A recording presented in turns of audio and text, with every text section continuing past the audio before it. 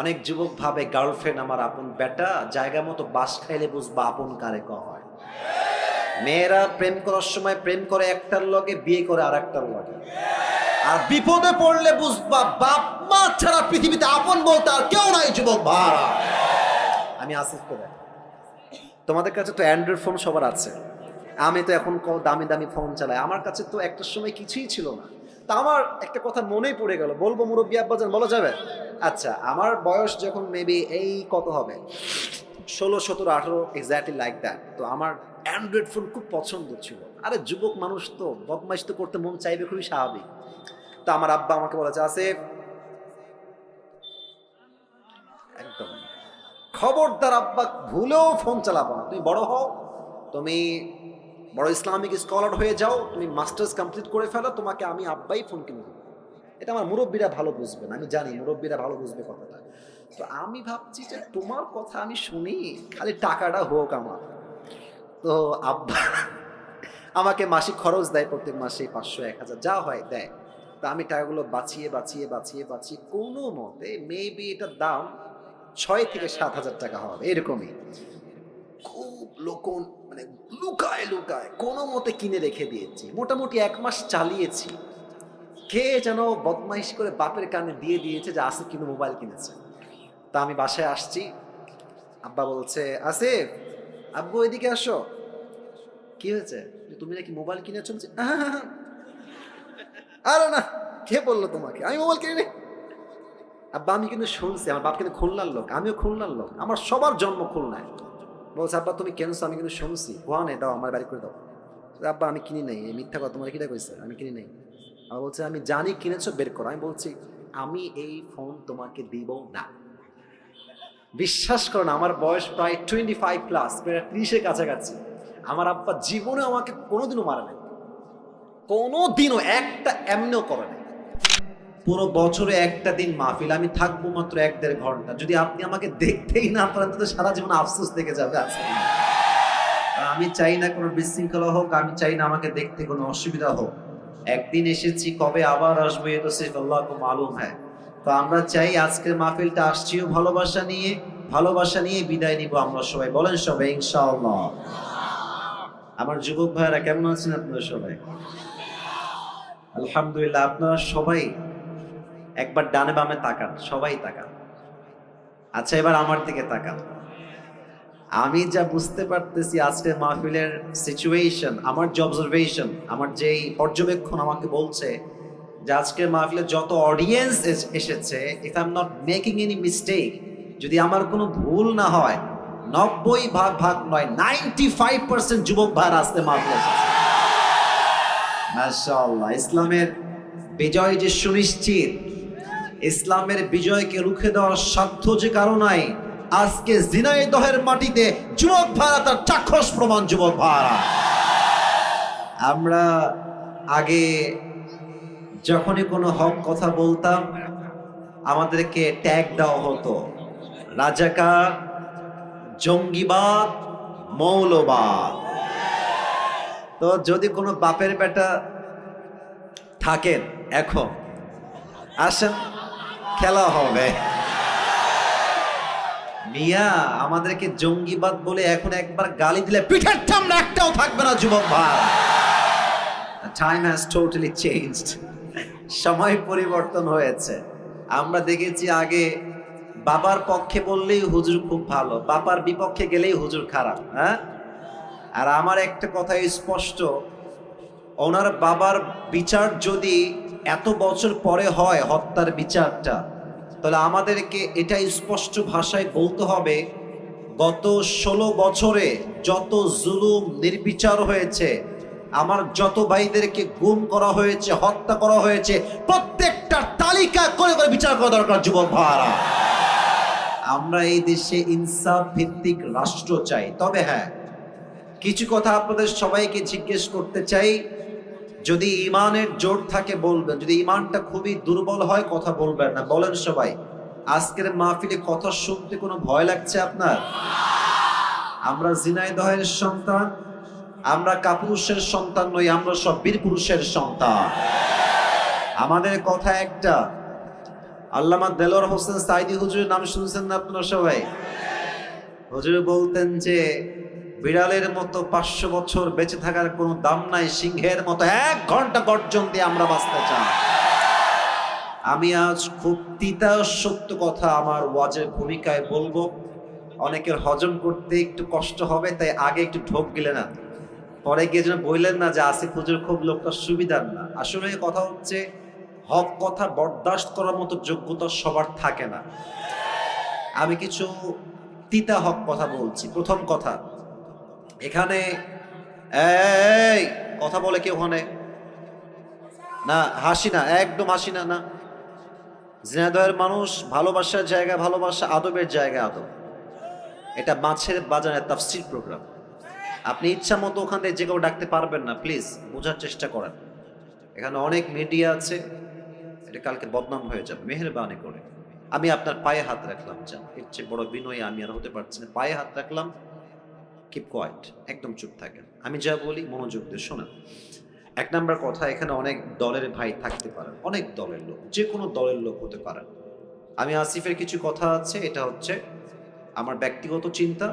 I hope you will go to agree, আপনারা একমত হবেন বলে আমি আশা রাখছি। নাম্বার 1 কথা হচ্ছে, দেশটা আগে স্বাধীন ছিল না, দ্বিতীয়বার দেশটা আমরাই স্বাধীন করেছি, ছাত্র জনতা এটাকে স্বাধীন করেছে। আমরা ঠিকটা আপনি পয়েন্টে বলেন, এখন আপাতত চুপ থাকেন, যে পয়েন্টে বলবেন সেই পয়েন্টে বুঝে বলবেন। আমরা দেখেন, শহীদ আবু সাইদের নাম শুনেছেন না আপনারা সবাই? আচ্ছা বলেন তো, শহীদ আবু সাইদ কি কাউকে আগ বাড়িয়ে গুলি করতে গেছে? এবার কথা বলতে হবে, গুলি করতে গেছে? কাউকে মারতে গেছে? আমাদের স্লোগান ছিল কি, যে আমরা কোটার সংস্কার চাই, that's it and nothing else. এটাই আমরা চাই, এটাই স্লোগান ছিল ফার্স্টে। বাট যখন শহীদ আবু সাইদের বুকে গুলি চালানো হলো, মনে হলো যে পুরো দেশের প্রত্যেকটা যুবকদের হৃদয়ে গুলি চালানো হয়েছে, যুবক ভাই। তখন ছাত্র জনতা আর ঠিক থাকতে পারে নাই, তখন স্লোগান হয়েছে একটা, না হয় শহীদ হব, না হয় শহরে থেকে আমার নামাই ছাড়বো, ঠিক কিনা বলেন? তো 1 নাম্বার যে কথাটা, সেটা হচ্ছে আগামীতে আবার একটা সরকার গঠন হবে। যদিও এখন একটা সরকার আছে আমরা জানি, বাট এটা সাময়িক, সামনে একটা ভোট হবে। আমি আসিফের চিন্তা এটা, আপনারা একমত হবেন বলে আমি আশা রাখছি। আগামীতে আমরা কোনো নারী নেতৃত্ব এই দেশে দেখতে চাই না। পেছনে কিছু ভাই ঠিক বলেন নাই, আপনারা কি দ্বিমত না একমত? আমরা কোনো নারীকে প্রধানমন্ত্রীর চেয়ারে দেখতে চাই না, আমরা পুরুষকে ক্ষমতায় দেখতে চাই। 1 নাম্বার কথা, নারী দেখতে চাই না। 2 নাম্বার কথা হচ্ছে, পুরুষ চাই ব্যাপারটা এরকম না, পুরুষ কোনটা চাই এটা আপনাকে বুঝতে হবে। আমরা কেমন পুরুষ ক্ষমতায় দেখতে চাই? আমরা এমন একজন পুরুষকে প্রাইম মিনিস্টার হিসেবে দেখতে চাই, যিনি প্রধানমন্ত্রীও হবেন এবং তার যোগ্যতা হবে এতটা হাইলি কোয়ালিফাইড, তিনি একই টাইমে প্রধানমন্ত্রীও হবেন এবং তার যোগ্যতা হবে এতটা হাইলি কোয়ালিফাইড যে তিনি একই টাইমে প্রধানমন্ত্রীর চেয়ার থেকে লিডও করবেন, আবার জাতীয় মসজিদ বাইতুল মুকাররমে দাঁড়িয়ে জুমার খুতবা দেওয়ার যোগ্যতাও রাখবেন। আপনারা কি দ্বিমত না একমত? 3 নাম্বার কথা, এটা বলে আমি আমার এই কথার টার্মসটা শেষ করে ফেলছি। 3 নাম্বার কথা, শুধু নেতৃত্বের চেয়ারে বসলেই হবে না। ইসলাম যেই বিধানকে প্রতিষ্ঠিত করতে বলেছে সেটাকে প্রতিষ্ঠিত করতে হবে। বাতিল পক্ষ তো রাগ করবেই। আমাদের পাশের দেশ ভারত আমাদের সবচেয়ে বড় শত্রু দেশ, যুবক ভাই। আচ্ছা, এদের যে সাংবাদিকগুলো আছে, এসবগুলো হকার মনে হয় আমার কাছে। একটা আছে দেখবা, বাংলাদেশ আর থাকবি না, একে দেখলে মনে হয় যে এই বেটা গুলিস্তানে আন্ডারপ্যান্ট বিক্রি করলে বেশি মানাবে, যুবক ভাই। আর একে দেখে কেমন যেন আমার হিজড়া মনে হয়। হিজড়া দেখবা কথা বলার আগেও ঢং দেয়, মাঝেও ঢং, শেষেও ঢং, আর ও কেমন যে তিরিং বিরিং করে একবার ওই দিকে, আর এমন একটা ভাবে সাংবাদিকতা করে, নিউজ রিপ্রেজেন্ট করে, মনে হয় 2য় বিশ্বযুদ্ধ লেগেই গেল। আর কি বলছে, আমি আজকে অভিমান করেছি, আমি কোনো কথা বলবো না। বেটা, বাংলাদেশে তোর বাপের সম্পদ নাকি রে বেটা? এটা হাজার মায়ের ইজ্জতের বিনিময়ে দেশটা আমরা স্বাধীন করেছি দয়ের মায়েরা। চট্টগ্রাম নেই বা হ্যাঁ, মামুর বাড়ির আবদার। এই দেশের 1 ইঞ্চি মাটি আমার কলিজার টুকরা মাটি যুবক ভাড়া। এই দেশের 1 ইঞ্চি মাটি ভারতের ডালের কাছে ছাড়া হবে না, ঠিক কিনা বলে? 3 নাম্বার কথা, আল্লাহর হুকুমকে এই জমিনে, আল্লাহর রাজকে এই জমিনে কায়েম করতে হবে। কেমনে করবেন? যত বিচার আছে আল্লাহর কোরআন দিয়ে হবে। কথা একমত না দ্বিমত? আচ্ছা, আমি ছোট্ট একটা এক্সাম্পল দেই, যেহেতু কথা শুরু হয়ে গেছে, কথা না বললেও তো পেটের ভাত হজম হবে না আমাদের। আচ্ছা ভাই, আপনি একটু দাঁড়ান তো। না, ধমক দিব না, ধমক দিব না। ভাইজান, আপনার নাম কি? সজীব ভাই। একটু সবাই দিয়ে তাকান তো। সজীব ভাই, ভাইকে দেখেন। 1 সেকেন্ড দাঁড়ান, আপনি 10 সেকেন্ড দাঁড়ালেই হবে। আমার ভাইয়ের নাম সজীব। ভাইজান, আপনি বসে পড়েন। আচ্ছা, আজকে ভাইকে আমি ওই সাইডে নিয়ে গিয়ে, আপনি উল্টা বললে বলছেন বাবা, তাই না? আপনার হাত ঠ্যাং কেটে ফেলবো আজকে। ঠ্যাং কেটে ফেললাম, কথার কথা, একটা ক্ষোভে সজীব ভাইয়ের ঠ্যাং কেটে ফেললাম। বলুন তো কি কাটলাম? আরে ভাই, ঠ্যাং মানে পা। ঠ্যাং মানে কি? পা। তো কালকে আমাকে জেলখানায় দেওয়া হলো। ঝিনাইদহের যেই বিচারের কাঠগড়া জেলা আদালত, আমার বিরুদ্ধে সিদ্ধান্ত নেওয়া হলো বিচার অনুযায়ী, আমাদের যে সিস্টেম আছে সেই হিসেবে, যে আসিফ হুজুর ঝিনাইদহের কালীগঞ্জের একজন যুবক, তার নাম হচ্ছে সজীব, তার পা কেটে ফেলেছে। এখন আমাদের দেশের যেই তথাকথিত নিয়ম আছে সেই অনুযায়ী আমাকে দণ্ড দেওয়া হলো, যে আসিফ হুজুরের 1 লাখ টাকা জরিমানা দেওয়া হলো আর 1 বছরের জেল। For an example, it is just an example and nothing else, just উদাহরণ দিচ্ছি। 1 বছরের জেল আর কয় লাখ টাকা জরিমানা? আরে ভাই সবাই বলেন, সবাই কয় লাখ টাকা জরিমানা? 1 লাখ। আচ্ছা, কোনো একটা জিনিসের ওজন ঠিক আছে কিনা এটার জন্য আমরা একটা জিনিস দিয়ে মাপ দিই, এটার নাম কি? পাল্লা। কথা না বললে কারে ওয়াজ করি? কি পাল্লা? দাড়ি পাল্লা। তো মিজানকে আপনি নেন, দাড়ি পাল্লাকে ওঠান, ডান পা, ওর যে পাটা আমি কেটেছি ওর পাটা আপনি দাড়ি পাল্লার ডান দিকে দেন। আর আমাকে যে 1 লাখ টাকা জরিমানা করা হয়েছে, 1 লাখ টাকা নেন আর 1 বছরের জেল বাম দাড়ি পাল্লায় রাখেন। তাহলে এদিকে সজীবের ডান পা আর এদিকে আমি আসিফ হুজুরের 1 লাখ টাকা আর 1 বছরের জেল। টান দেন তো, সমান সমান হবে? সমান সমান হবে? হবে না। আচ্ছা, আপনি আরো বাড়ায় দেন, জরিমানা আপনি দেন 2 লাখ টাকা আর এদিকে আপনি দেন মনে করেন যে আরো 2 বছরের জেল। সমান সমান হবে? যদি কোরআন দিয়ে রাজ কায়েম হয়, কোরআন কি বলছে? চোখের বদলে চোখ, নাকের বদলে নাক, কানের বদলে কান, ঠোঁটের বদলে ঠোঁট, ঠ্যাঙের বদলে ঠ্যাং, জানের বদলে জান। ওর ঠ্যাং জানি কেটে ফেলেছি, ওর ঠ্যাংটা ডান পাল্লায় দেন আর আমার ঠ্যাংটাও কেটে ফেলেন, বাম পাল্লায় দেন, টান দেন, দেখবেন সমান সমান হয়ে গেছে। তাহলে এই দেশে যদি আপনি ইসলামের রাজ কায়েম করেন, কোরআনের রাজ কায়েম করেন, পুরো দেশটাই সোনার দেশ হয়ে যাবে। আমার 2 বছর আগে আল্লাহ তাআলা আমাকে উমরাহ করার একটা সুযোগ দিয়েছেন, আলহামদুলিল্লাহ। আমি নবীজির রওজায় গিয়েছি, মক্কায় গিয়েছি, মদিনা আমি ভিজিট করেছি।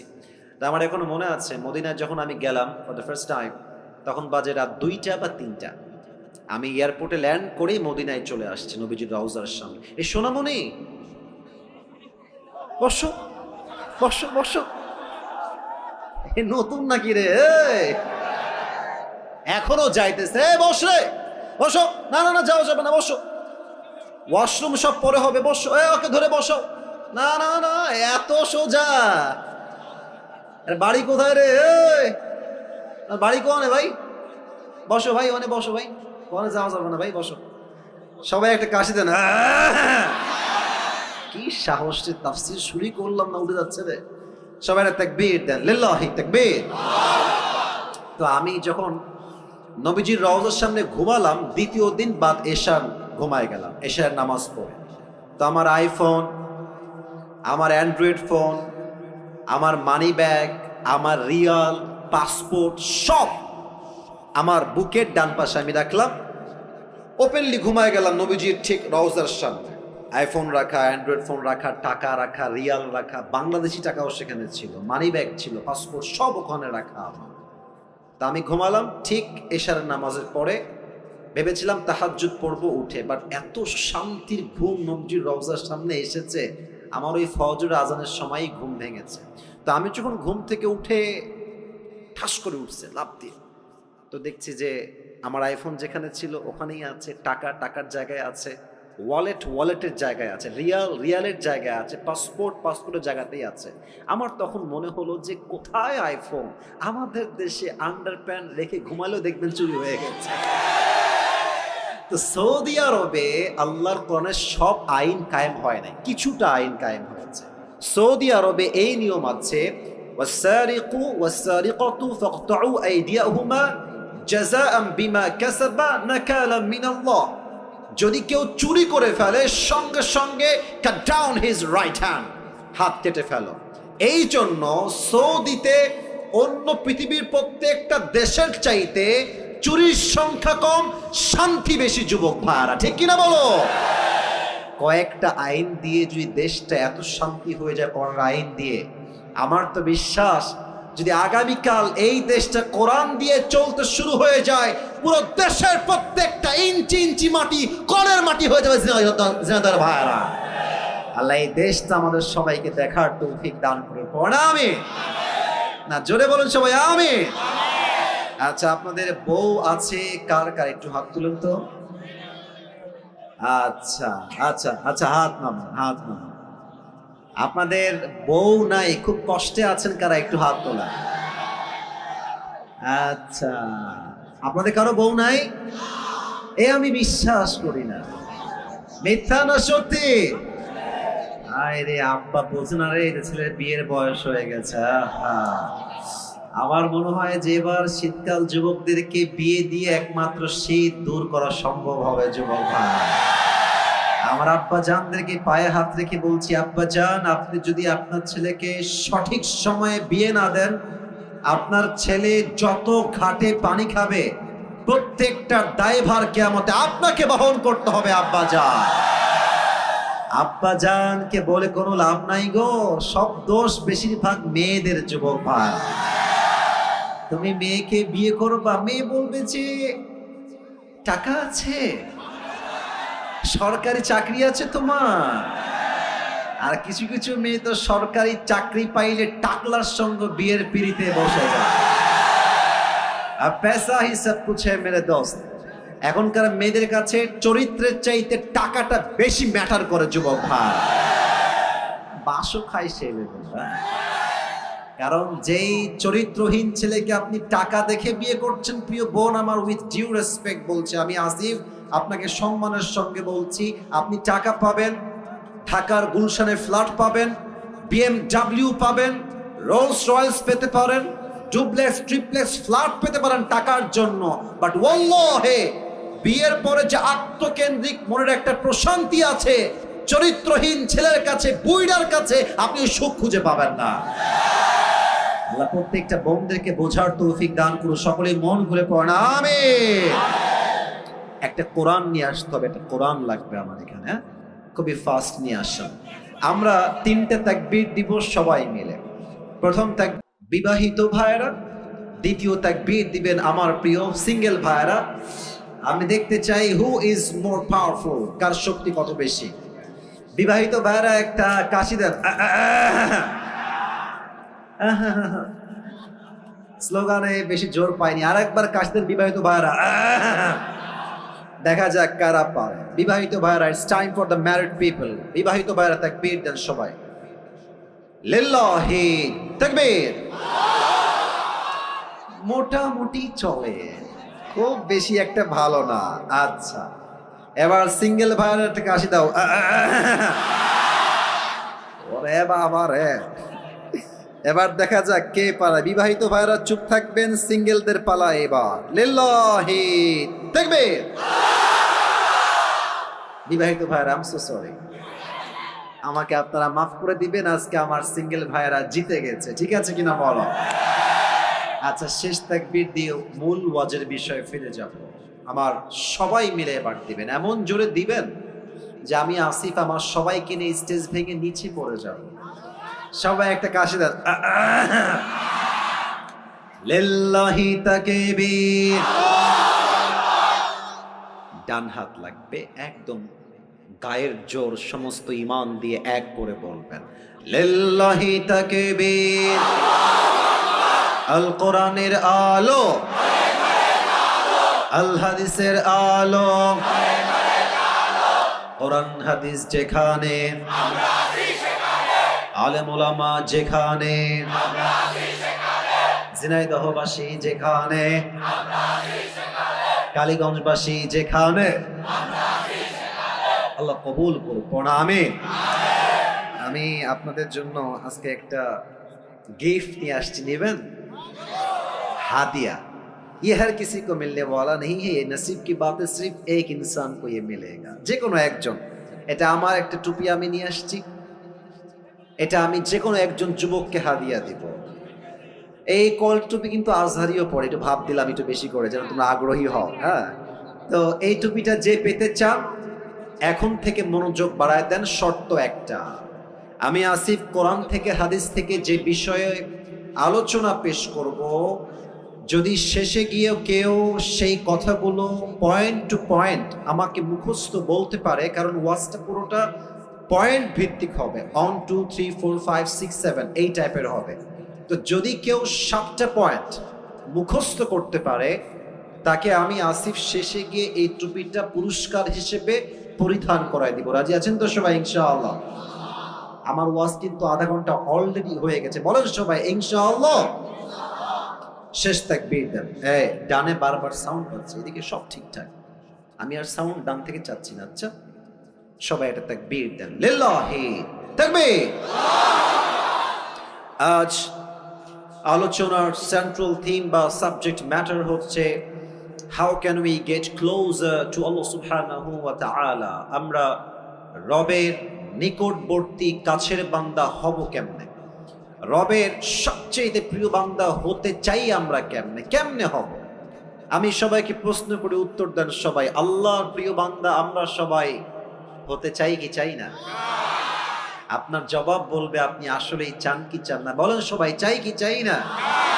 বলেন তো সবাই আমাকে জবান খুলে আমাদের রব, আমাদের রব, আমাদের সত্তা একজন, আওয়াজ দিয়ে বলেন সবাই, তিনি কে? আল্লাহ আমার রব। বলেন সবাই আল্লাহ আমার রব।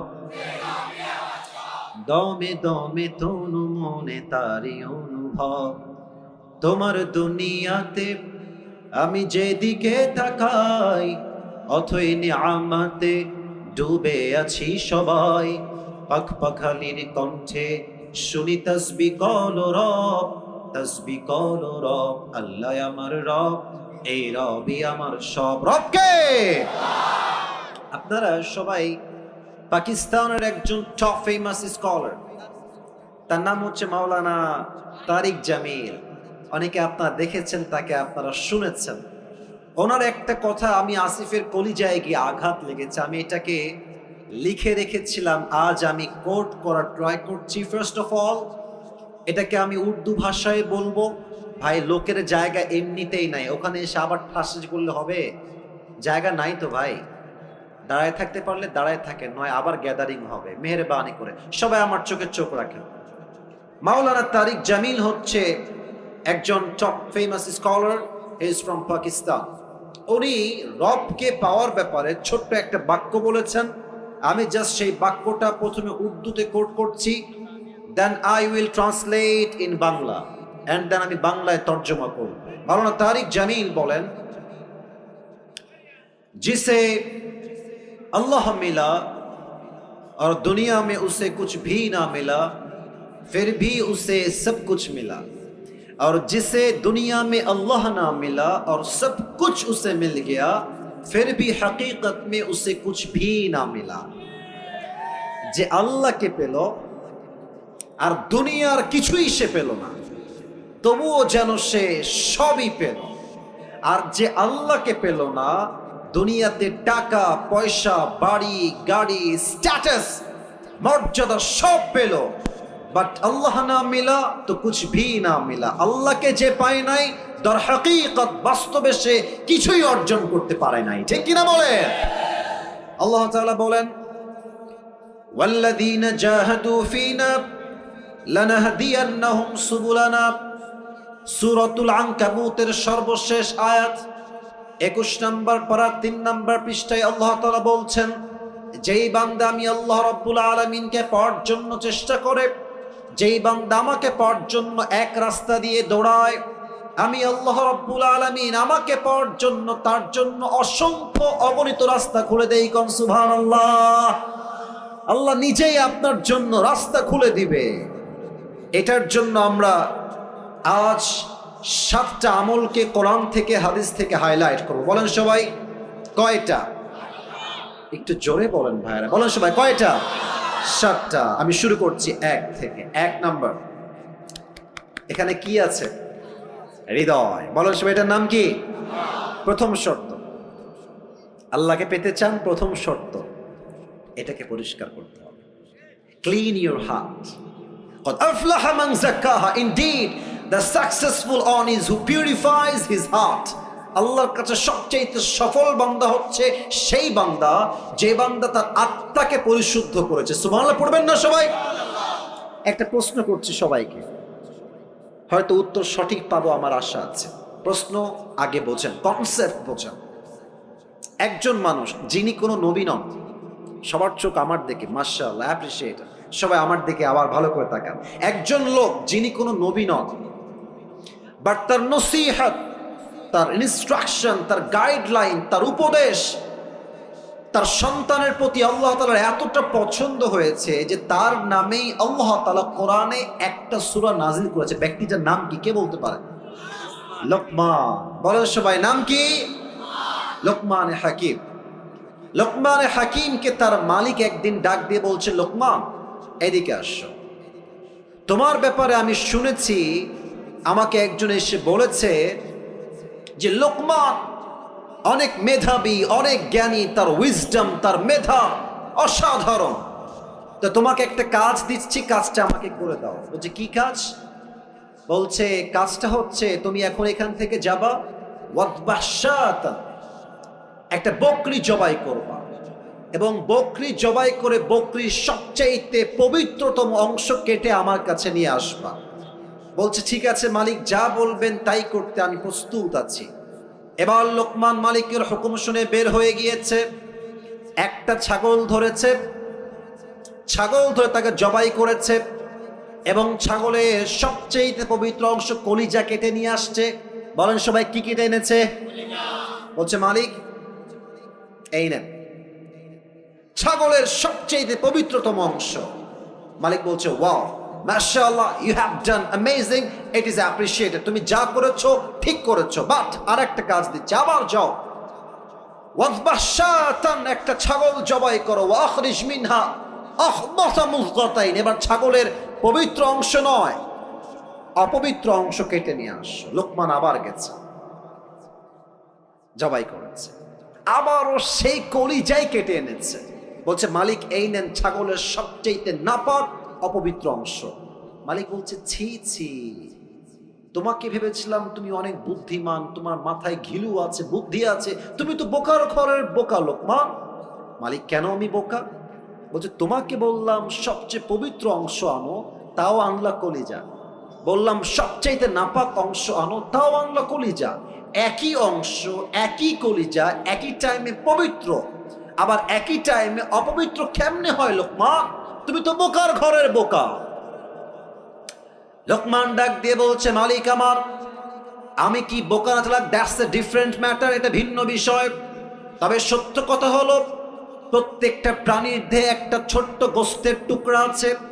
এই গোস্তের টুকরা পবিত্র হলে পুরো দেহটাই পবিত্র হয়, আর এই গোস্তের টুকরা নাপাক হয়ে গেলে পুরো দেহটাই নষ্ট হয়ে যায়।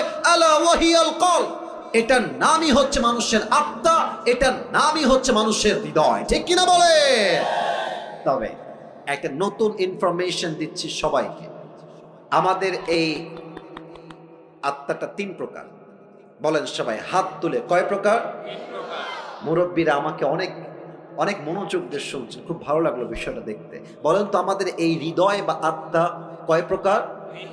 হাত নামান। এক, আমি বলবো আপনারা আমার সঙ্গে বলবেন। এক হচ্ছে সুস্থ। এক নাম্বার, এই বামের সাউন্ড নাই কেন ভাইয়ারা? এক নাম্বার সুস্থ। দেখেন আপনারটা কোনটা হয়, একটু মিলায় না। এক হচ্ছে সুস্থ, দুই হচ্ছে অসুস্থ, দুই কি? তিন হচ্ছে মৃত। সুস্থ আত্মাকে ফালইয়াউমা লা ইয়ানফাউ মালু ওয়ালা বানুন ইল্লা মান আতাল্লাহা বিকলবিন সালিম। সুস্থ আত্মা সেই আত্মা যেই হৃদয়ে হিংসা নাই, বিদ্বেষ নাই। কিয়ামতের কঠিন দিনে মানুষের ধন, ওয়েলথ, স্ট্যাটাস, টাকা পয়সা, গাড়ি বাড়ি, নাথিং উইল ওয়ার্ক দেয়ার, কোনো কিছুই কাজে আসবে না। ইল্লা মান আতাল্লাহা বিকলবিন সালিম, যার আত্মা পরিশুদ্ধ হবে আল্লাহ তাকে নিজেই জান্নাতের ঘোষণা দিবে। সুবহানাল্লাহ পড়েন। This is called healthy heart, সুস্থ হৃদয়, অ্যাক্টিভ হৃদয়, সুস্থ আত্মা। নাম্বার টু, এটা বুঝতে গেলে আপনাকে একটা এক্সাম্পল দেওয়া লাগবে। আচ্ছা, আমরা যে আজকে বসে আছি, আজকে কয় তারিখ? কথা বলো সব, আজকে কয় তারিখ? আচ্ছা, আর একটা উত্তর সবাই জানেন, সবাই জানেন, এটা 2023 সাল না 24 সাল? আচ্ছা, আপনাদের ঝিনাইদহে মেডিকেল আছে না? আরে ভাই কথা না বললে তো ওয়াজ হয় না। মেডিকেল আছে না? হসপিটাল আছে না? ক্লিনিক আছে না? ডাক্তারের চেম্বার আছে না? আচ্ছা, আপনাদের সবাইকে আজ আমি নিয়ে যেতে চাই 100 years ago back, 100 বছর আগে, 1924 সাল। কত বছর আগে? 100 বছর আগে। ভাবেন তো, 100 বছর আগে এখন যে মেডিকেল আছে, কলেজ আছে, হসপিটাল আছে, আগে কি এরকম মেডিকেল কলেজ হসপিটাল ছিল যুবক ভাইয়েরা? না। তখন কি ছিল আমার মুরব্বীরা ভালো বুঝবেন। তখন ছিল কবিরাজ, কিংবা আমরা এটাকে বলি ওঝা। কবিরাজ কিংবা ওঝা। তো মনে করেন যে একজন যুবককে সাপে কেটেছে, এখন সেই যুবকটা কবিরাজের কাছে আসছে, এসে বলছে স্যার আমাকে সাপে দংশন করেছে। এখন তখন তো কোনো মেশিন ছিল না যে কোন সাপ কি বিষ চেক করবে কেমনে। তো ওঝা এটাকে বোঝার জন্য, কেমনে বোঝা এটা আপনাকে, আচ্ছা আমি টুপিটাই নিলাম, যান একটা বাটি নিতেন, বাটিতে মরিচ বাটতেন, লবণ বাটতেন, মরিচ এক পাশে লবণ এক পাশে, বলতো এই এদিকে আসো, বলো তোমার জিহ্বাটা বের করো। জিহ্বাটা বের করতো, লবণটা দিত, মরিচটা দিত তার জিহ্বার উপরে, বলতো হাউ ইট টেস্ট, এটা স্বাদ কেমন আমাকে বলো। তো সাপে দংশিত যুবক বা মুরব্বী যদি বলতো যে স্যার আমার কাছে স্বাদটা কেমন যেন, ঝালটা মরিচটা পাইনসা পাইনসা লাগে, তখন ওঝা বুঝে ফেলতেন যে এটা কোনো নর্মাল সাপ নয়, ধরা সাপ নয়, এটা বিষাক্ত সাপের ছোবল লেগেছে। কেমনে বুঝতো? কারণ সাপ যখন তার বিষ দিয়ে দংশন করে, মানুষের দেহের প্রথম ক্ষতি কি হয়? জিহ্বার স্বাদ মরে যায়। তখন ঝালও পানসা মনে হয়, মিষ্টিও পানসা লাগে, কোনো কিছু স্বাদ তার বুঝে আসে না। এক্স্যাক্টলি মানুষের জীবনের সবচাইতে বিষাক্ত সাপের নাম হচ্ছে শয়তান, আর তার বিষের নাম হচ্ছে ওয়াসওয়াসা। মানুষ যখন শয়তানের ওয়াসওয়াসায় পড়ে যায়, সাপে কাটলে যেমন জিহ্বার স্বাদ মরে যায়, শয়তানের ওয়াসওয়াসায় পড়লে ইমানের স্বাদ মরে যায়। তখন কি হয়? বোরকা পড়তেও ভাল লাগে, পার্কে গিয়ে প্রেম করতেও ভাল লাগে। তখন কি হয়? তখন দাড়ি রাখতেও ভাল লাগে, জুব্বা পড়তেও ভাল লাগে, মসজিদের সভাপতি হতেও ভাল লাগে, সুদের ব্যবসা করতেও ভাল লাগে। অসুস্থ আপনার, তখন ভালো কোনটা খারাপ কোনটা বুঝে আসে না। কথা বোঝেন নাই মনে হয় আপনারা। আমি আবরারুল হক আসিফ, আমার যদি ওয়াজ করতেও ভাল লাগে, আবার যদি আমার সুদ খাইতেও ভাল লাগে, ঘুষ খাইতেও ভাল লাগে, আমাকে বুঝতে হবে আমার আত্মা সুস্থ আত্মা নয়, আমার আত্মা অসুস্থ আত্মা। ঠিক কিনা বলে? আচ্ছা, এটা হচ্ছে অসুস্থ আত্মা। আর থার্ডটা খুবই ডেঞ্জারাস। এটা বলতে গেলে আমার নিজের মধ্যেই কম্পন তৈরি হয়ে যায়, আমি আপনাকে কি বলবো। কারণ এটা আসলে, আমি আসিফের কথা হলে আপনি ভয় পেতেন না যে আসিফ হুজুর বলছে, এটা মিথ্যাও হতে পারে, not a big deal. Let's take it out, বাদ এটা। কিন্তু আমার কথা না, যে এটা তো আল্লাহর কথা, এটা তো আমার কথা না, এটা আল্লাহর কথা। আল্লাহ বলছে যাদের হৃদয় মরে গেছে, অসুস্থ নয়, মৃত আত্মা, এরা কারা? আল্লাহ বলছেন উলাইকা কাল আনআম। এতটুকুই শেষ নয়, বাল হুম আযাব। আল্লাহ বলছে এরা কুকুরের চাইতে খারাপ।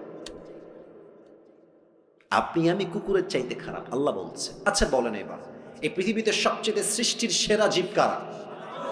আমি শুনি না, বলেন সবাই কারা? আমরা হলাম আশরাফুল মাখলুকাত, বেস্ট অফ দ্য বেস্ট। সেরার সেরা হচ্ছে মানুষ। আবার এই মানুষকেই আল্লাহ তাআলা বললেন তোমরা কুকুরের চাইতে খারাপ। এই ব্যাখ্যাটা আমার তাফসীরটা প্রথমে বুঝে আসে নাই। তো আমি সেই দিন ঢাকায় যাচ্ছিলাম, আমার ঢাকায় একটা কাজ ছিল জরুরি। তো আমি এমনি গাড়িতে শুয়েছিলাম, এমনি হেলান দিয়ে বসে আছি, ইউটিউবে ঢুকলাম যে দেখি ইউটিউবে কি পাওয়া যায়। হঠাৎ করে আমার সামনে একটা ওয়াজ আসলো, লেখা ছিল ময়মনসিংহের মাটিতে সাইদি হুজুরের তাফসীর। ভাবলাম যে কি করব, বসে বসে সাইদি সাহেবের তাফসীরটা শুনি। তো তিনি এই আয়াতের একটা চমৎকার ব্যাখ্যা দিলেন, আমি জাস্ট আয়াতের ব্যাখ্যাটা কোট করছি। উনি বললেন দেখেন তো, এখন বাজে রাত 11:30, মনে করেন আমি 10:30-এ ওয়াজ শুরু করেছি। তো যখন 12টা বাজবে আপনি বাসায় যাবেন, এই যে আপনাদের গলিগুলো আছে, এই রাস্তায় কিছু কুকুর থাকে না? কথা বলে, কিছু কুকুর থাকে না? একা গেলে বুঝবেন যে বাস কারে কয়। আমি দেখেছি একা থাকলে কুকুরদের ভাবই বেড়ে যায় আলাদা, এমন একটা ভাব মনে খেয়েই ফেলবে আমাকে, ঠিক কিনা বলেন? তো দেখেন আমার 2 হাত, দেখেন আমার এটা হচ্ছে লাইট, এই যে রড বাল্ব দেওয়া আছে লাইট, আর আমি আছি এখান থেকে আরো 10 হাত পেছনে। ভাই আমার কথা একটু বুঝে শুনুন, আপনাকে ঠিক বেঠিক বলতে হবে না, আপনি আমার কথা বোঝেন। I think that is most important, এটা বুঝলেই হবে। এটা হচ্ছে লাইট, আমার চেহারা এখন দেখা যায়। আমি যদি 10 হাত পেছনে অন্ধকারে চলে যাই, আমার চেহারা কি দেখা যাবে? রাত বাজে 1টা, আমি আসিফের একটা কুকুর আছে, তার নাম হচ্ছে টমি। তার নাম কি? খুব বুঝবেন। তা আমি 10 হাত দূরে আছি, রাত বাজে 1টা, আমার বাড়ি হচ্ছে গেট এখানে। তো টমি দেখছে যে someone is coming from outside, রাত বাজে 1টা, কেউ মনে হয় দূর থেকে বাসার দিকে আসছে। টমি ভাববে হয়তো চোর আসছে, খেউ খেউ খেউ খেউ খেউ শুরু করে দিবে। আমি কিন্তু মালিক, সে ভেবেছে চোর, কেন? অন্ধকার। বাট আমি যখন আসিফ আস্তে আস্তে হাঁটতে হাঁটতে হাঁটতে লাইটের নিচে আসবো, আমার চেহারা ক্লিন হয়ে যাবে, দেখা যাবে।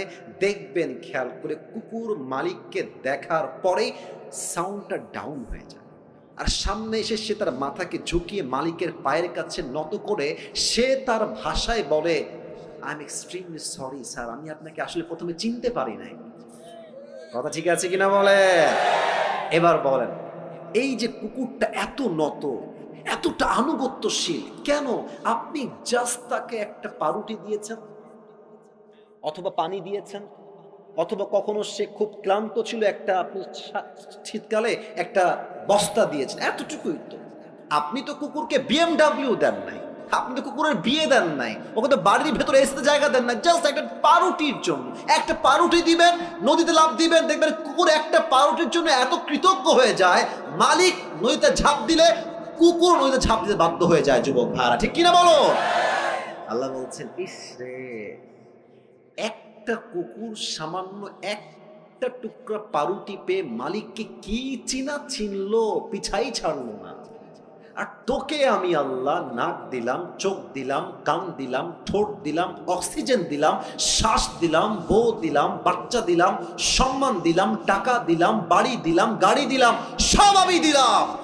আর এই মানুষ নিমক হারাম সব চিনলো, টাকা চিনলো, বাড়ি চিনলো, বউ চিনলো, মা চিনলো, বাপ চিনলো, স্ট্যাটাস চিনলো, সম্মান চিনলো, এডুকেশন সব চিনলো, বাট যে মালিক তাকে এত কিছু দিল সে মালিককে সে চিনতে পারলো না। কুকুর একটা পাউরুটি পেয়ে মালিককে চিনতে ভুল করে নাই, আর মানুষ এত কিছু পেয়েও মালিককে চিনতে পারে নাই। আল্লাহ বলছেন এই মানুষ কুকুরের চাইতে নিকৃষ্ট হয়ে গিয়েছে, ঠিক কিনা বল? দেখেছেন আমাদের কথার গভীরতা কত বেশি? আল্লাহ এমনি বলে না যে আমরা কুকুর খারাপ, আল্লাহ এমনি বলেন না, আল্লাহ বুঝেই বলেছেন। তবে হ্যাঁ, একদিন আপনি ভালো হয়ে যাবেন। একটা কথা মনে পড়ে গেল যে আউট অফ কোরআন হাদিস বলা যাবে? কথা কি বলা যাবে না? এটা এটা কিন্তু কোনো আয়াতের ব্যাখ্যা না, আমি জাস্ট বোঝাবার স্বার্থে বলছি। এই দেখেন যুবক যেগুলো বসে আছে না, অনেকগুলো যুবক এখানে আছে, দেখেন বলবেন এই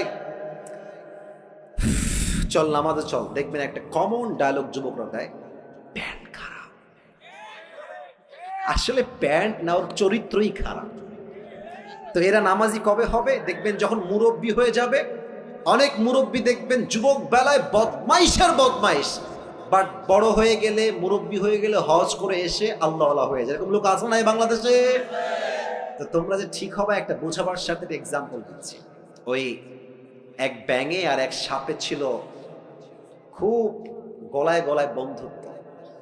তো একদিন ব্যাঙ সাপকে বলছে যে বন্ধু, তোমার যে চেহারা জাস্ট ওয়াও, এত সুন্দর চেহারা, আর তোমার যে গায়ের রং ব্ল্যাক কালার জাস্ট ওয়াও, আর তুমি যখন এমনি ফনা তুলো, ফস ফস ফস ফস করো, just looking like a wow, অসাধারণ বন্ধু।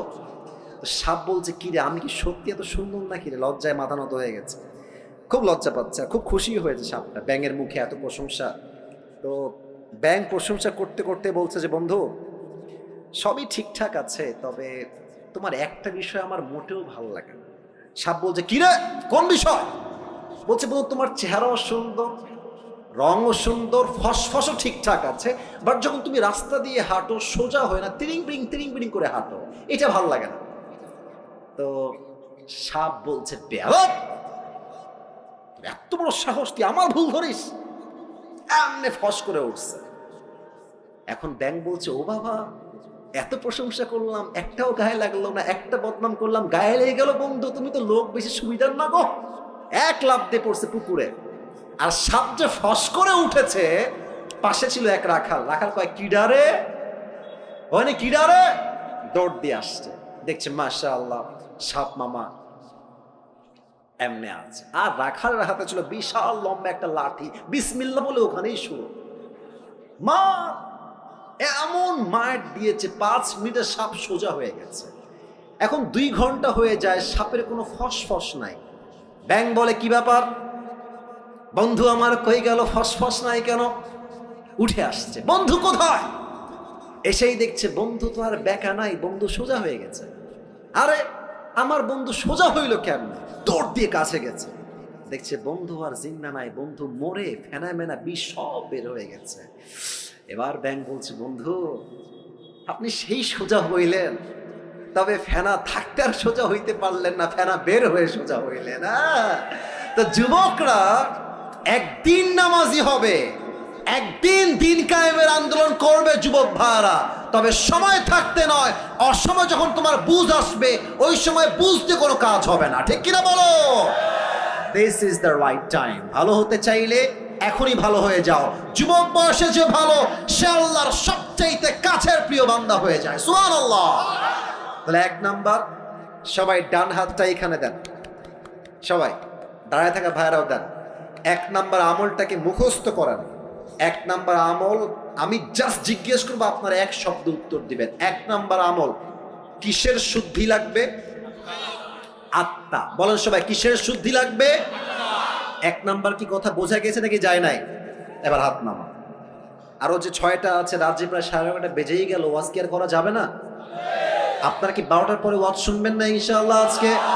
আরে কিসের 12টা, আমার তো 1.5 ঘন্টা, আমার বিশ্বাস না। আমার বিশ্বাস যদি আজকে সারা রাতও মাহফিল হয়, প্রত্যেকটা যুবক মুরব্বী ওয়াজ শেষ করে ফজরের নামাজটা পড়ে তারপরে ঘুমাবে যুবক ভাইরা, ঠিক কিনা বলো? 1 নাম্বার আত্মার পরিশুদ্ধি। 2 নাম্বার বড় মারাত্মক, এটা যে বুঝবে সে অনেক কিছু বুঝে যাবে। 2 নাম্বার হচ্ছে আল্লাহ রসুলের ভালোবাসা লাগবে। আল্লাহ রসুলের ভালোবাসা যার মাঝে নাই, তাকে দিয়ে কোনোদিনও আল্লাহকে পাওয়া সম্ভব নয়। মনে করেন আমার একটা ছেলে আছে, তার নাম হচ্ছে তৌসিফ। কেউ তাকে একটা লাথি মারলো আমার সামনে, আমি কি তাকে আর ভালোবাসতে পারবো? কথা কোন, ভালোবাসতে পারবো?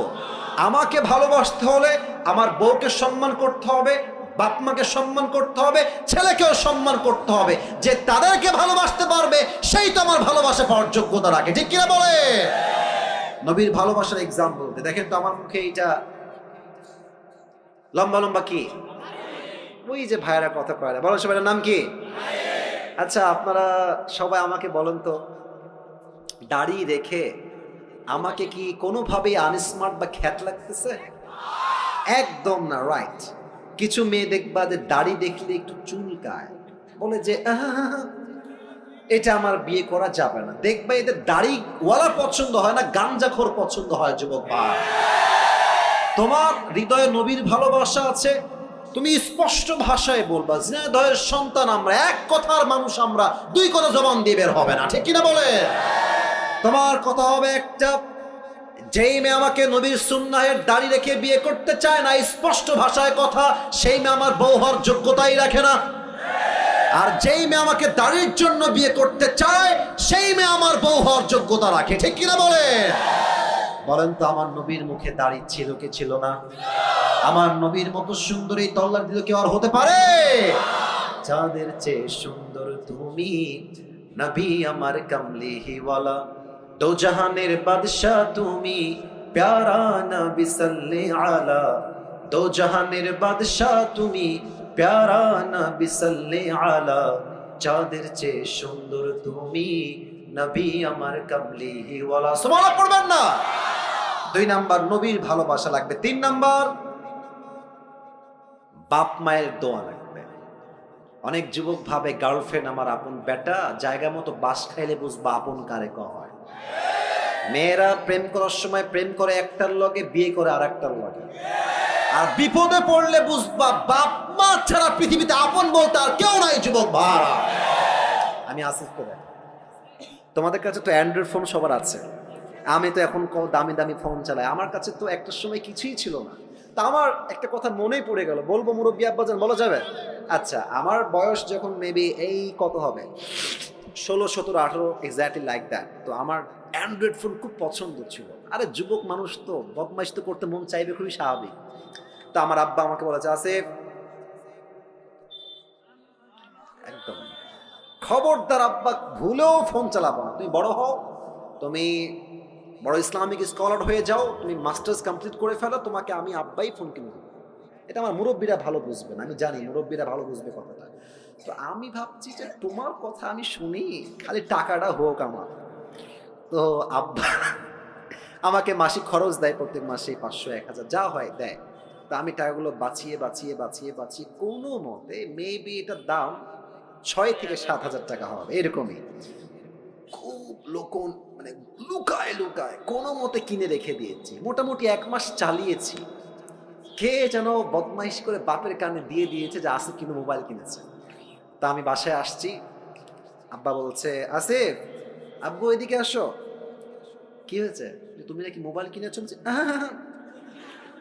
আরে না, কে বললো তোমাকে? আমি মোবাইল কিনে। আব্বা আমি কিন্তু শুনছি, আমার বাপ কিন্তু খুলনার লোক, আমিও খুলনার লোক, আমার সবার জন্ম খুলনায়। বলছে, আব্বা তুমি কেনছো? আমি কিন্তু শুনছি। ওয়ানে দাও, আমার বাড়ি করে দাও। আব্বা আমি কিনি নাই, এই মিথ্যা কথা, তোমার কিটা কইছে? আমি কিনি নাই। আমার বলছে, আমি জানি কিনেছো, বের করো। আমি বলছি, আমি এই ফোন তোমাকে দিব না। বিশ্বাস করো না, আমার বয়স প্রায় 25+, প্রায় 30-এর কাছাকাছি। আমার আব্বা জীবনে আমাকে কোনোদিনও মারে নাই, কোনোদিনও একটা এমনেও করে নাই। এমনে করে না, এমনে করে নাই। আব্বা বলছে, আব্বা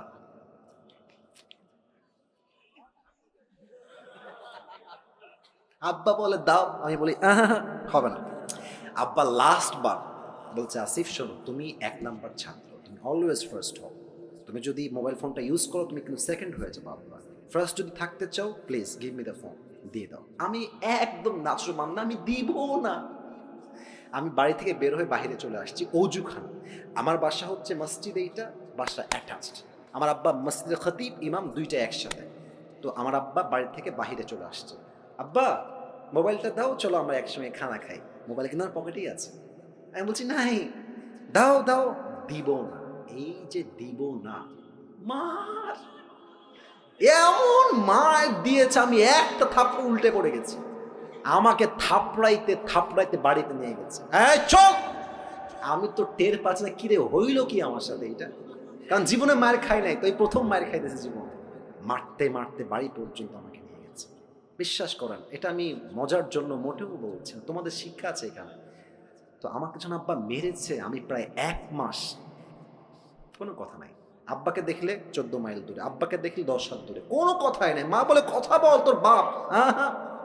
আমাকে মেরেছে কেন, আমি কথা বলবো না। বিশ্বাস করেন ওই সময় বাপকে ভেবেছি বাবা আমার শত্রু, কেন মারলো আমাকে, শত্রু মনে হয়েছে। বাট এখন বুঝি আমার বাপ ওই দিন আমাকে না পিটাইলে আমি আজকের আসিফ আসিফ হুজুর হইতে পারতাম না, ঠিক কিনা বাবা?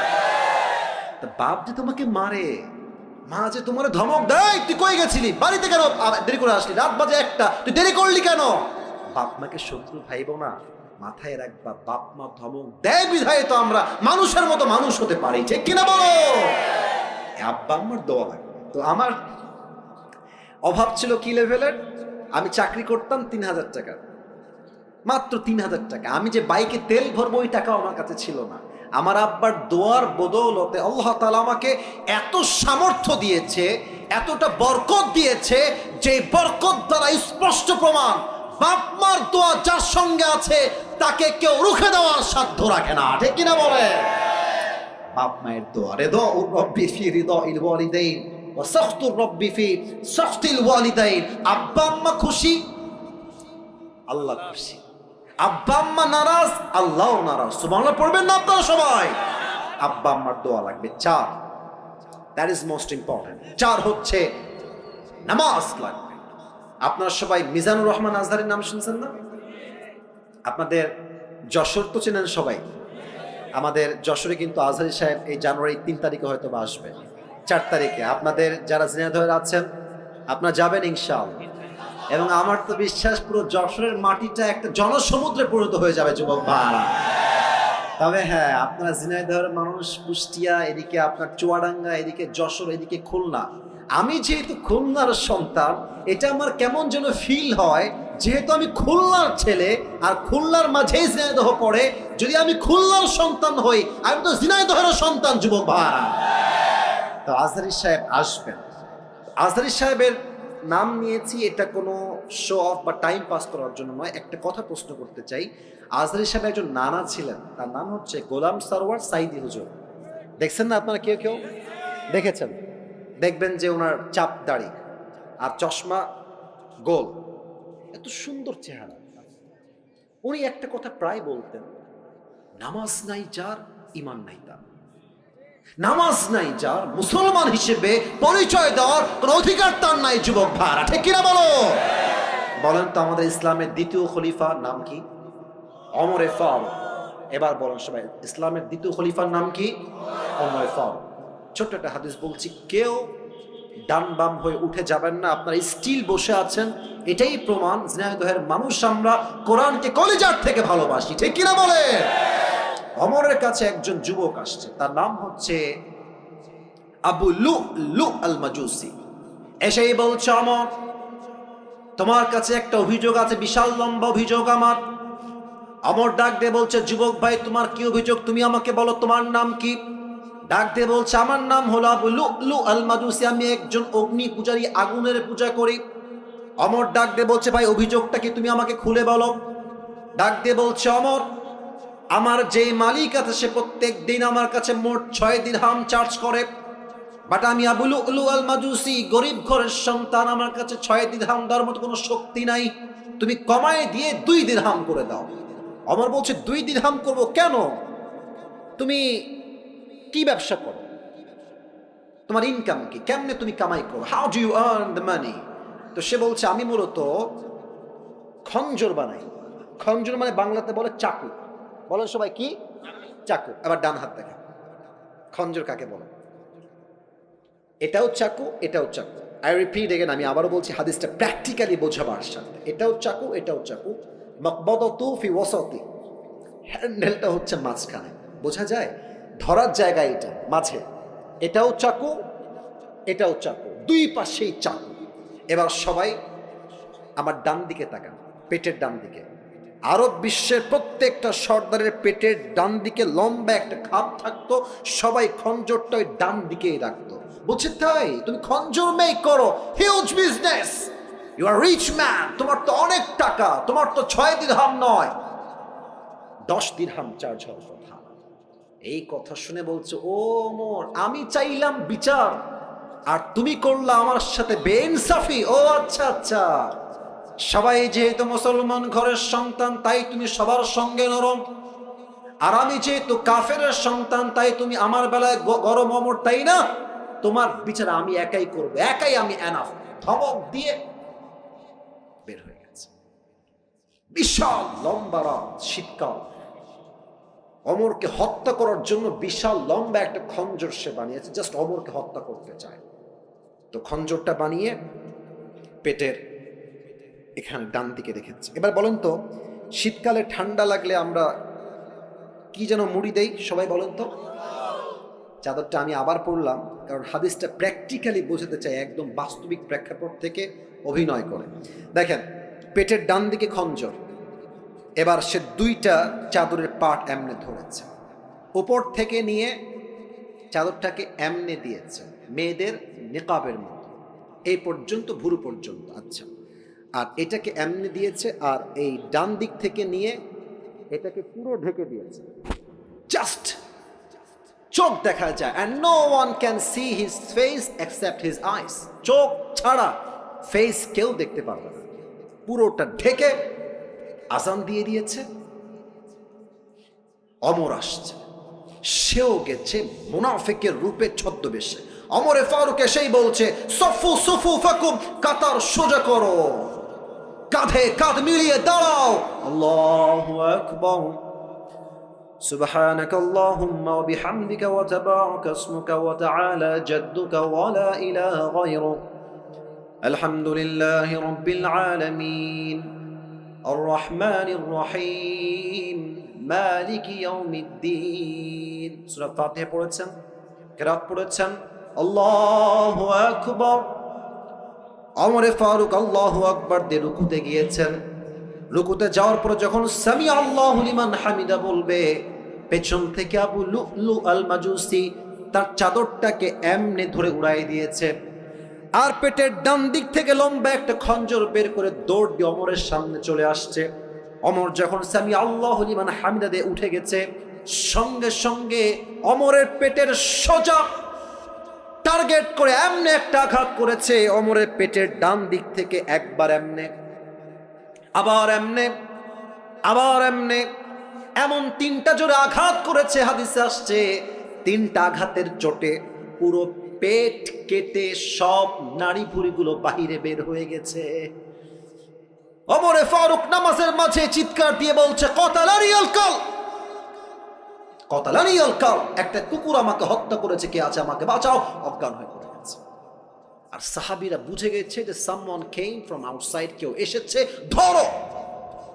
7 জন সাহাবী নামাজের মাঝেই ধরতে গেছে, আর ওই কাফের তার ছুরি দিয়ে যাকেই সামনে পেয়েছে এমনি কারো মুখে, কারো পেটে, কারো বুকে, কারো পিঠে এমন জোরে জোরে আঘাত দিয়েছে। 7 জন সাহাবী নামাজরত অবস্থায় জায়গাতেই শহীদ হয়ে গেছে, জায়গাতেই শেষ। একটু পর ওমরে ফারুককে ধরে ডান দিকে নিয়ে আসছে, আর সাহাবীরা চিৎকার দিয়ে বলছে, আইনা তাবিব, আইনা তাবিব, ডাক্তাররা কোথায়? তাও দৌড় দাও, জলদি আসো, অমরকে বাঁচাও। ডাক্তাররা সব দৌড় দিয়ে আসছে, অমরকে বাঁচাও। ডাক্তাররা দৌড় দিয়ে এসে ওমরে ফারুকের দুই পিঠের এই দুই দিকে হাত দিয়েছে। ওমরে ফারুক এমনে শুয়ে আছে, দুই পিঠের দিকে হাত দিয়ে হালকা করে উঠিয়েছে।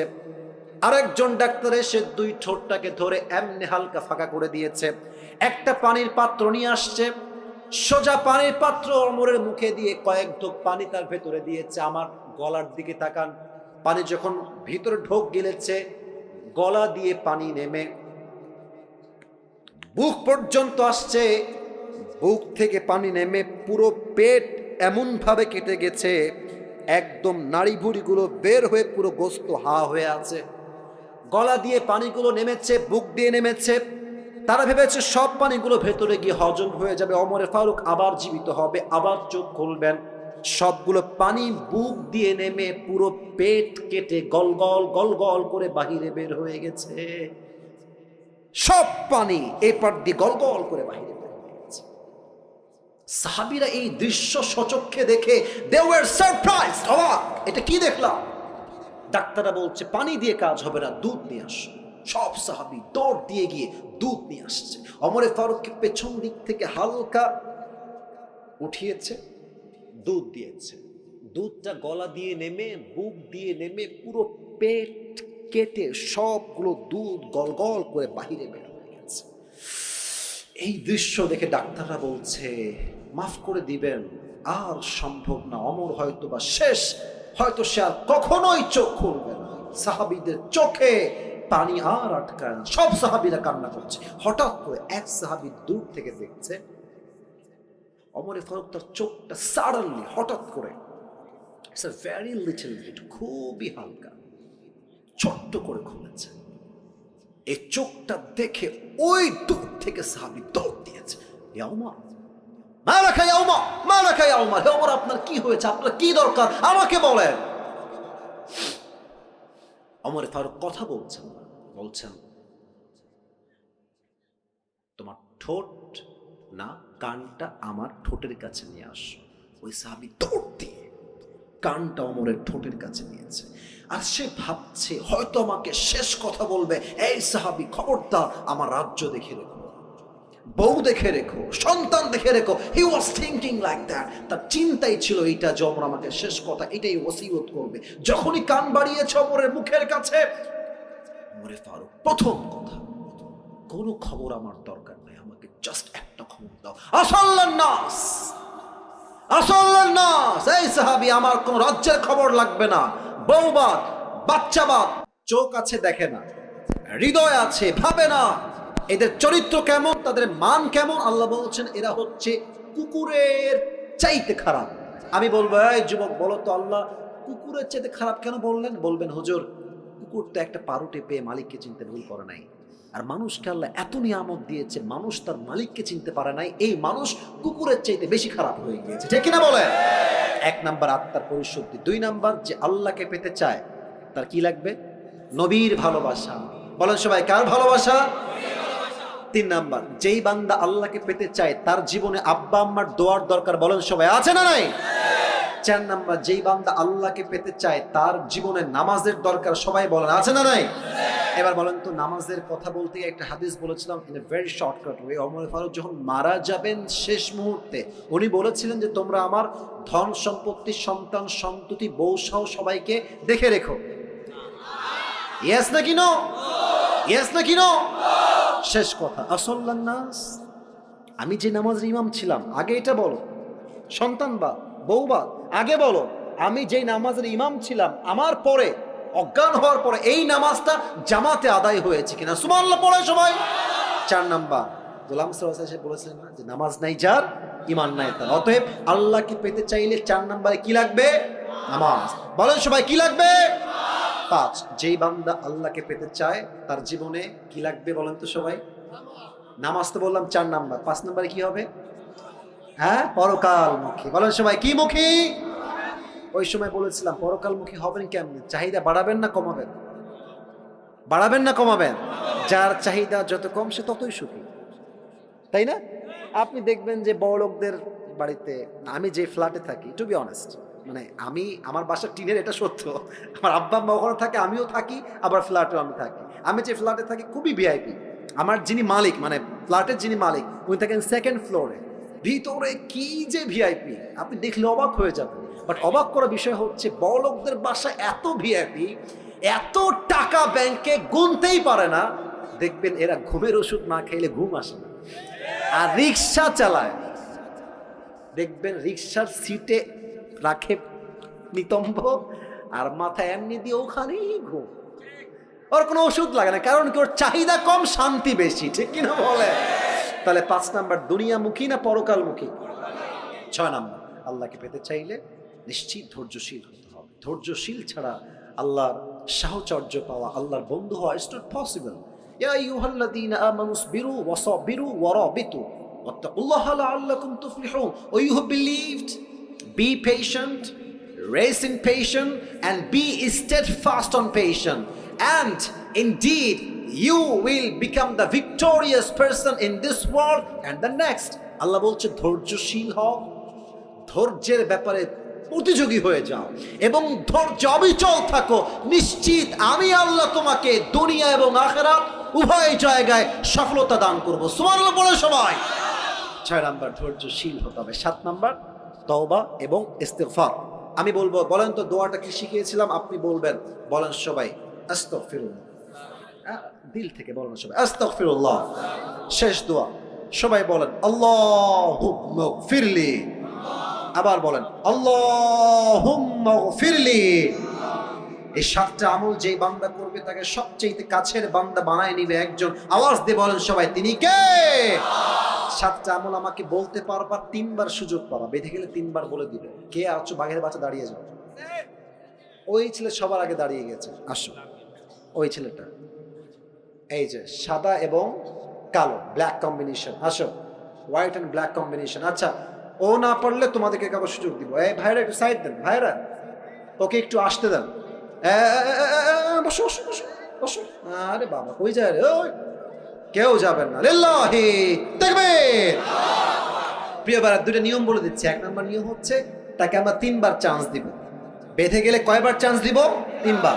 আর যখনই সে কোনো উত্তর দিয়ে দিবে, যেহেতু অনেক মিডিয়ার ভাইরা আজকে এসেছেন, আমি অনেকে চিনি না, অনেকে দূর থেকে আসছেন, এই সাইডে আসো, ডান দিকে আসো। মাইক দিতে হবে প্রিয় ভাই, জি মাইকটা দিতে হবে।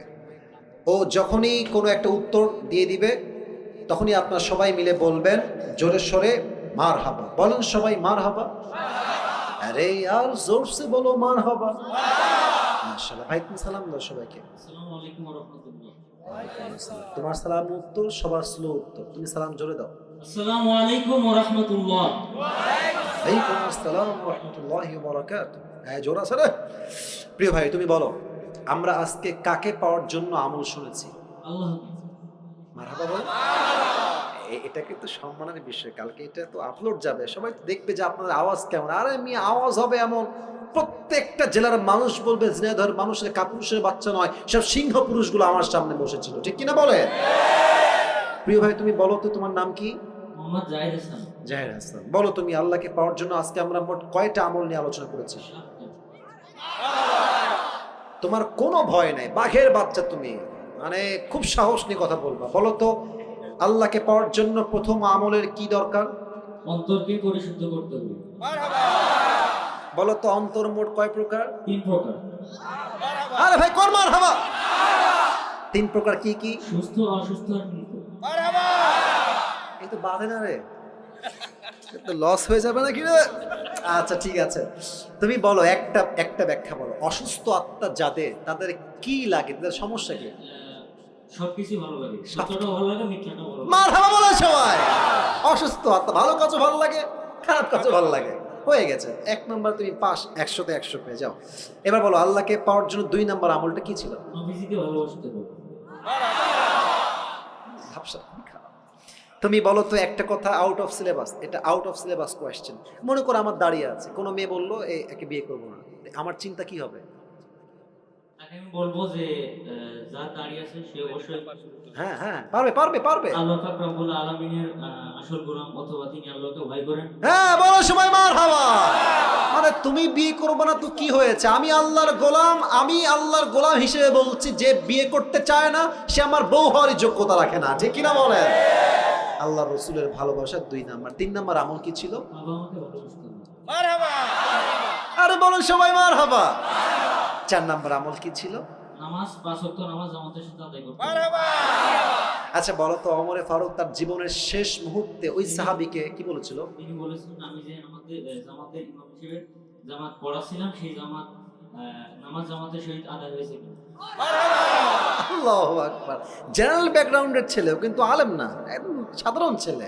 বলো সবাই দিল খুলে মারহাবা। আচ্ছা নামাজ নিয়ে শেষ। 5 নাম্বার আমল কি লাগবে? পরকালমুখী হতে হবে।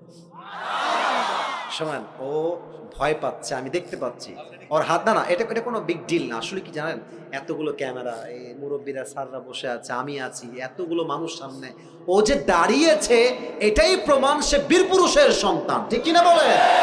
5 নাম্বার পরকালমুখী শেষ। 6 নাম্বার আমলটা কি? ধৈর্যশীল হতে হবে। আমি নাকি 3বার চান্স দিব, তো একবারও নিল না ভাই। আচ্ছা আমি তো বোকা সেজে গেলাম। আচ্ছা এবার তুমি 7 নাম্বার আমলটা, 2টা দোয়া খুবই সংক্ষেপ শব্দে শিখিয়েছি, দোয়াগুলো বলতে পারবা? আস্তাগফিরুল্লাহ, আর একটা হচ্ছে আল্লাহুম্মা গফিরলি। আরে মারহাবা, আল্লাহু আকবার। দিল খুলে তাকবীর দেন, লিল্লাহি তাকবীর। 1 একটাও বাধে নাই। দেখেন ও কিন্তু সিরিয়াল কোনো নড়চড় করে নাই, মানে আমি যেমনি যেমনি সিরিয়াল মেনটেন করেছি, আমি আগে দেখি নাই।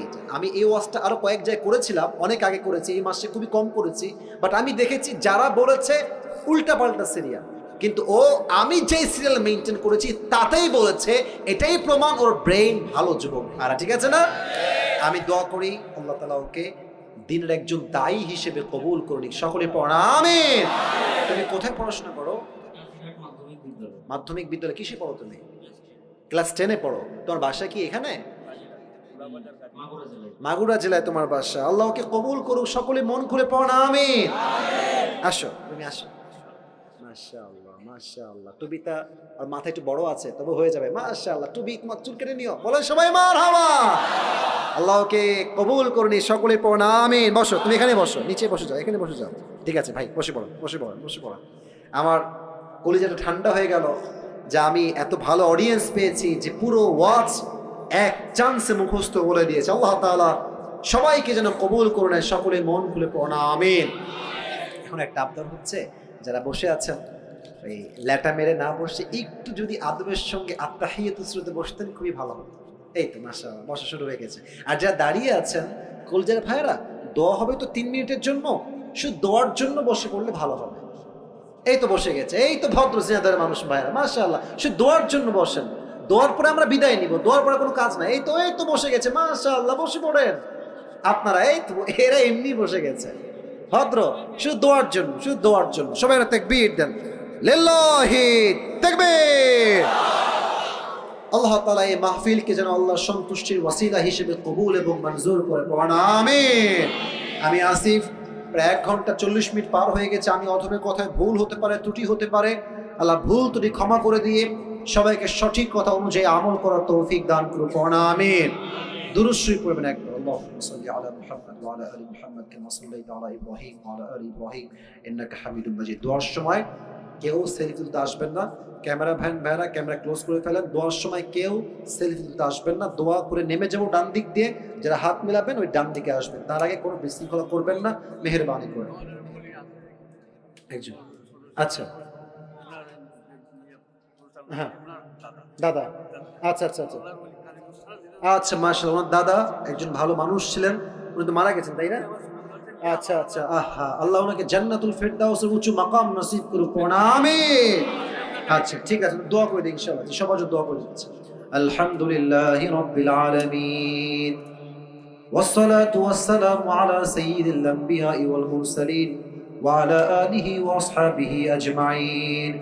আল্লাহ রাব্বুল আলামিন ঝিনাইদহের কালীগঞ্জের জমিন থেকে তোমার শাহী দরবারে হাত তুলেছে আল্লাহ। শত শত যুবক ভাইরা, মুরব্বী আব্বাজানরা হাত তুলেছে আল্লাহ।